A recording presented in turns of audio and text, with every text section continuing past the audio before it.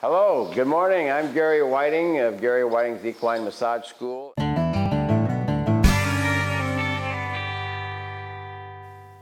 Okay, Gary, so obviously there's an extreme benefit to the Equisports massager for the owner.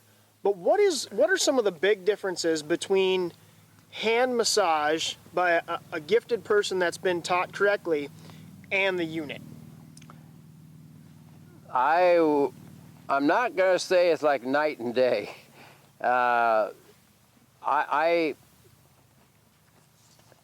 Okay, when I work on a horse, there's an intimacy, there's a connection, energy transfer. You lose an energy transfer through a unit. It's just not going to happen. If I place this against you, or here, or I place my hand, instantly you can tell there's something different about the human touch as opposed to this. Right. This is just mechanical, this is a heart, and this is feeling. Right. All right, so when I work on doing a general treatment on a horse in the evening, I'm going to spend probably, doing hands-on, I'm going to spend probably minimum an hour and 15 minutes, generally an hour and a half.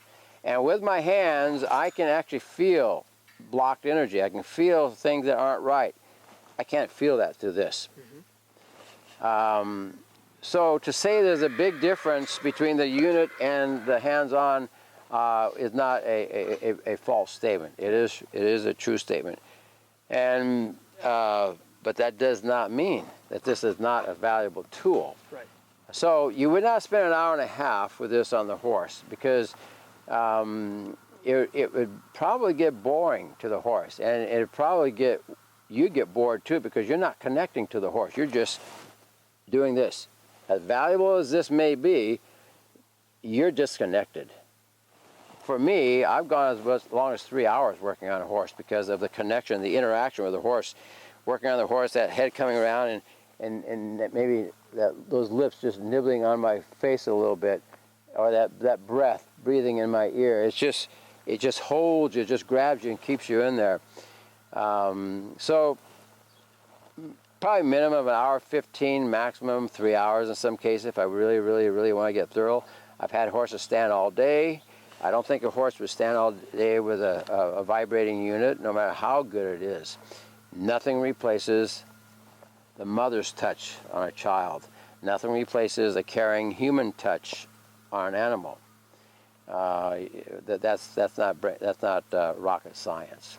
So the time difference, I would probably say, like in the neck on the horse, I might spend maybe 4 or 5 minutes. Okay. 5 max. On the back, well, you're covering more ground too, more territory than just using a thumb. A thumb versus all this space so you're carrying a lot.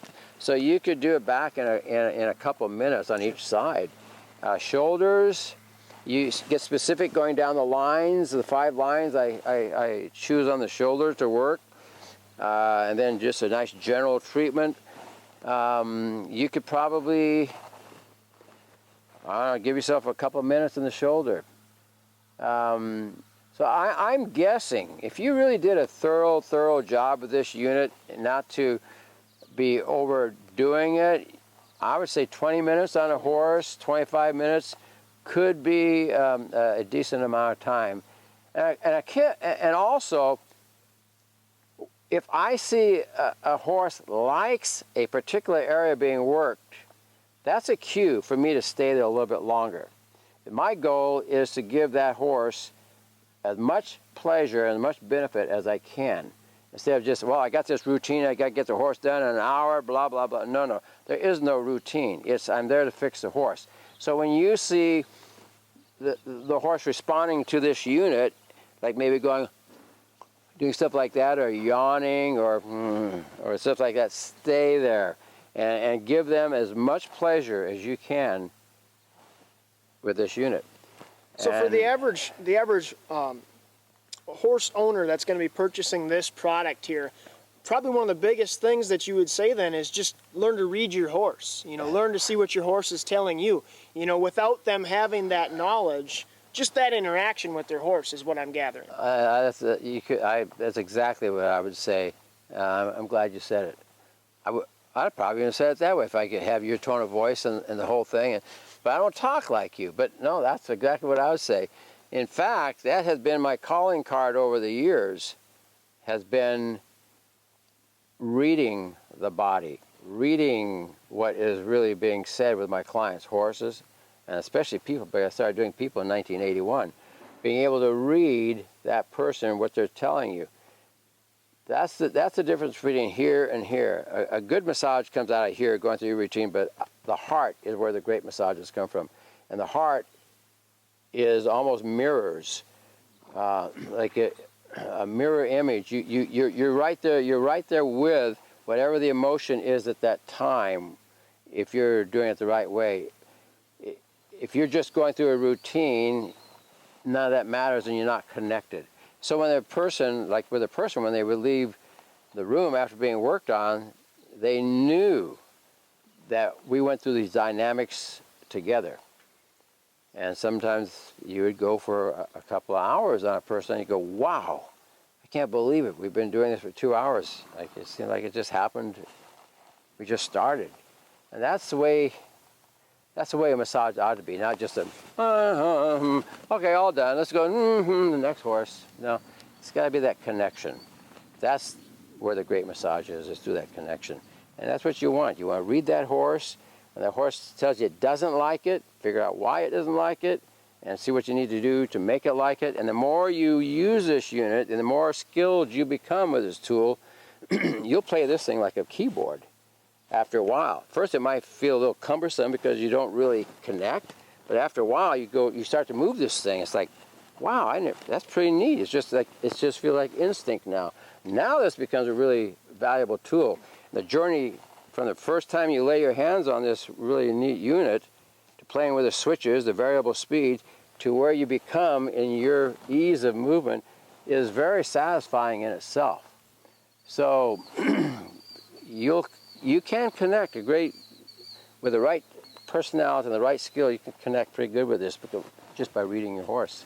So Gary, when you're in a situation and you brought up the fact that the horse maybe doesn't like a certain area, what do you do to work through that situation?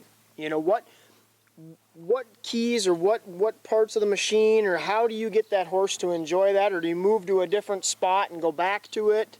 What do you do there? I take the path of least resistance. What does that mean, you might be asking? I am. Okay, well, I'm glad you asked.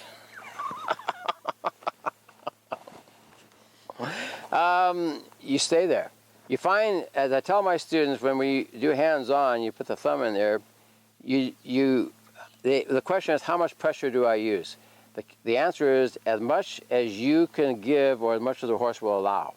Once you find the point where the horse starts to move away from you, that's telling you, I don't like that. But then when they move into you, they're going, hey, I like that. Mm-hmm. And so when you hit that spot and you see this reaction, don't back out. Hold it at that level.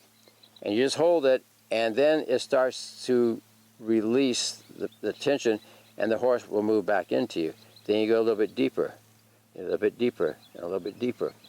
So you never shy away from a problem. You find the point where it is uncomfortable, you hold it, it will become comfortable.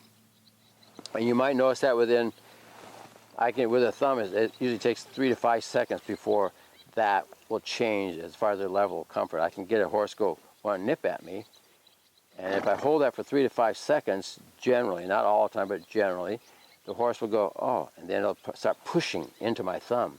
So I got to push back in because they go, oh, that feels good, that release. Yep.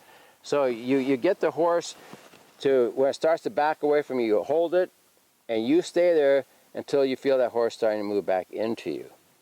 That's telling you that the horse is saying, oh, that feels really good. Did that help you? Absolutely. Thank you. You're welcome.